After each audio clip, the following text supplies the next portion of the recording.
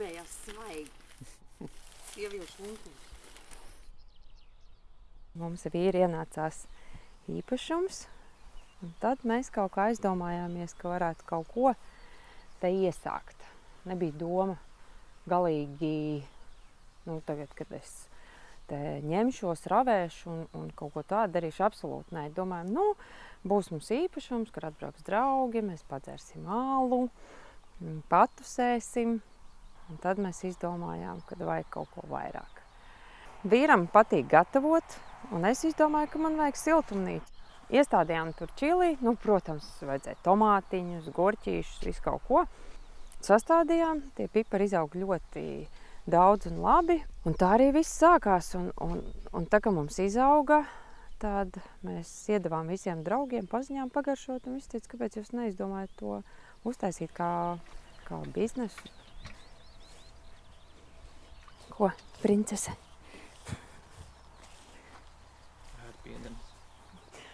Man liekas, viņiem viss kaut kas garšo. Atbrauc draugi parasti, ģimene atbrauc, palīdz mums. Reiz mums ir pat klienti, kas saka, ja jums vajag novākt ražu, tad zvaniet, mēs jums palīdzēsim. Mēs gan parasti neesam tā nekad to izmantojuši, tāpēc, kā pasaka, čili pipars nav zemenes, nav jānovāc ātri. Patiesībā varēja uzprasīt man jautājumu, kur es eju dušā, jo mums te ūdens nav, un tad es smējos, ka es dzīvoju tā kā Robinsons Krūzo, eju mazgāties uz upi. Bet starp citu, ļoti labs pasākums.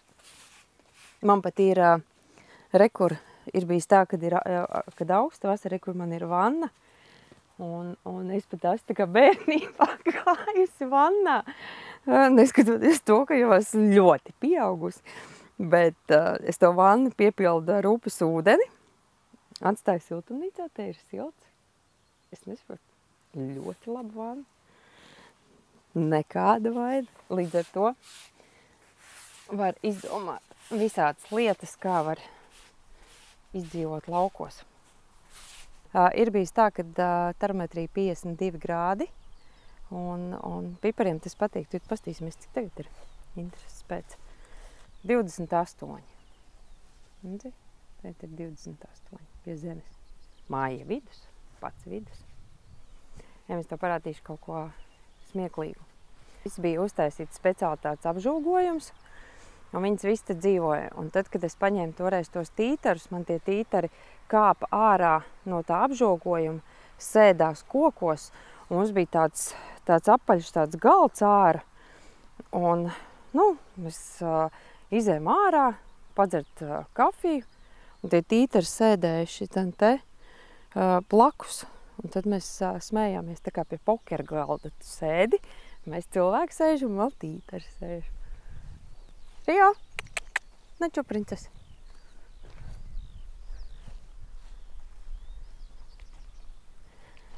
Mums bija baigi daudz čilijas tādi palikuši, un mēs izdomājam, izliksim ārā pie ceļa, atstājām stādus, un viss, Pirmajā gadā mums bija 3 kastes ar aliņiem, visdažādākajiem. Sieri, ko tik cilvēki tur neatstāja. Beigās bija pat tādi cilvēki, kas brauca pēc nedēļas un teica, piedodiet, mēs paņēmām stādus, bet mēs jums neko neatstājām. Un viņi toreiz atved tādu smuku kasti ar alu un sieriem. Un tad mums paņēma šitā tēma, kā viņš sauc, ceļu pārvalde. Paņēma pie dziesmas, tāpēc, kad viņi pateica, ka mums ir nesaskaņota reklāma. Un es teicu, tā nav reklāma. Tas ir, uz jāņem Jāņu zāles, tur citi stāv tirgo, un man arī te bija, mēs kaut kur Jāņu zāles saliktas. Es neko tādu sliktu neredzēju, bet, labi. Arī, kur var atgriezties padomu laikos centrāla tirgo. Un tā ir visādi grāmis. Man liekas, nezinu, ko te nevarētu atrast. Te mums visādi karogi ir, kur tā interesanti. Latvijas karogs arī mums ir, bet mums viņa baigi vējš saplosīja, un tad nedrīkst tādu likt. Mums te ir otra karoga nesaplosīja. Un tad mums visādas te, vai draugi atved, vai vēl kāds. Un tad tāda darbnīciņa. Un tad mēs mēģinām te savākt visu šito stūri, jo kas tik te nebija, te bija no padomu laikiem palicis, saka Dievs, pudeles, buņģes, un mēs diezgan daudz jau esam izmetuši, šitas vēl palicis. Un te jāņem konteiners, lai iztīrītu. Bet tā jau tā ēka diezgan tāda fundamentāla. Te varētu kaut ko uztaisīt ar laiku. Bet visam vajadzīgi daudz naudas. Bet vajag visu lēnītēm. Jā. Aiziesim līdz upei, jo, protams, kad man upi arī vajadzēja uztaisīt savu vietiņu pa skaisto. Un ar suni ir tā, uz upi, kā pasaka vārdu uz upi, tad viņa zina, kad ejam uz upi. Nāc, princese. Jā, sirsniņa man. Ejam uz upi. Jā, ejam uz upi. Jā. Ko tu tur meklē? Riu. Tētis te noķēra zuti. Es nevaru čūsku rokās paņemt. Es to zuti ieliku spainī ar visu kātu šitā. Es viņu ieliku spainītī, kātu ieliku mašīnā un ātri braucu mājās un teica, mamma, pati ņem nost. Es neņemšu nost.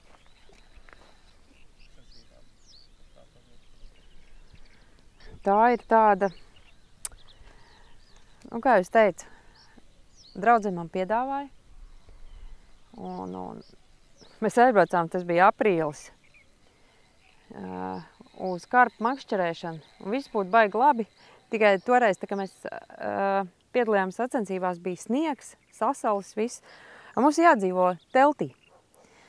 Rokas augstas, jāguļ teltī. Tās sacensības notiek 72 stundas, no kurām tu guli ļoti maz. Tiešām ļoti, ļoti maz. Citreiz man draudzene vispār ir bijis tā, ka varbūt 4 stundas viņa no tām visām ir gulējusi. Es citreiz guļu vairāk, bet, visādi tur iet. Un tad viņa man piedāvāja. Viņa bija domājusi, ka es pirmajā reizē jau aizmukšu, bet es neaizmuku. Un tā mēs to visu sākām līdz tādai stadijai, kad 2 gadus atpakaļ mēs piedalījāmies pasaules čempionātā karpu makšķerēšanā sievietēm, kas vispār bija pirmo reizi noticis. Un izcīnījām bronzu. Zinu, kāpēc Rio nosauca par Rio? Tāpēc, kad meita bija atbraukusi no olimpiskajām spēlēm. Un tad, kad es ieraudzīju to suni, mamma vēl tevis prasīja, kā mēs viņu nosauksim? Un es uzreiz teicu, Rio. Un, jo man likās, es taču nezinu, viņa puika vai meitene. Un tā arī palika Rio. Un izrādās Rio tomēr ir sieviešu vārds, nevis Ono. Nezinu, latviešu valodā pat tāda nav. Un tā arī viņa palika Rio. Un ko meita darīja? Viņa nodarbojās ar windsurfingu un aizbrauca toreiz uz Rio olimpiskajām spēlēm. Tas bija baigais. Vispār, ka bērni sporto, tas baigi grūti. Un tas tāds nervu spriedze. Es tik daudz raudāju. No priekiem, tā ka viņa gāja tanī parādē, ka tu skaties no priekiem, pēc tam no bēdām, ka viņai tur negāja, tā kā gribējās. Un pēc tam, ka viņa atbrauc, es atkal raudāju. Bet, jā, un tā arī ir tagad Rio. Tagad vismaz suns ir. Princese. Tik izlutināta suni šī pasaule vēl nav redzējusi. Tu dzersi parasto tēju vai kaut kādu šito piparmētu dzersi? Okay. Tad es eju pakaļ. Man dārzā piparmētra. Nē, ir viena un tā pat, tikai tad, ja tu gribi stiprāk, tad es tev pielikšu vairāk. Kur viņi ir? Tāpatās vienkārši pie? Jā, viņi te man jau kā nezāli. Bet šitās ir tās vecās vēl, tās klasiskās piparmētras. Vistas bija apēsts, tāpēc, kad atnāca seskas, jā, Rio ienāca mājās. Tas bija arī mums liels notikums. Tāds bija. Kaut ko esam noķēruši, tad mēs te pierakstījām. Tā 19. gadā, 4.05. rekords sals, -4, -10. Tas bija baigais toreiz notikums. Mēs visu ap siltumnīcām visu kurinājām drausmīgi. Tas bija. Mēs 2 sutkas ņēmāmies. Kā jau katru rītu man iesākās 5 no rīta, kafija, siltumnīcas vaļā un jāsāk kaut ko pašiverēt. Paprasīt manai mammai, vai viņa varēja iedomāties to, ka man būs siltumnīca un ka es ravēšu? Nē, noteikti nē. Tagad redz, kā sanāca, kad es sēžu un ravēju siltumnīcu 5 no rīta. Bet pa lielam, ja godīgi jāsaka, ir jānobriest tam, ka tev gribas kaut ko tādu darīt. Es pamudinātu atrast katram savu miera ostu, kur no dzīves rutīnas vienkārši atpūsties. Vienkārši atpūsties un izbaudīt dabu, klusumu un mieru. Lai tu visu laiku neesi tāds uzvilkts kā stīga. Es atradu, teiksim, šo vietu un iesaku arī citiem, ieteiktu, nē, padomājiet kādreiz, aizdomājieties par to, cik tas ir forši.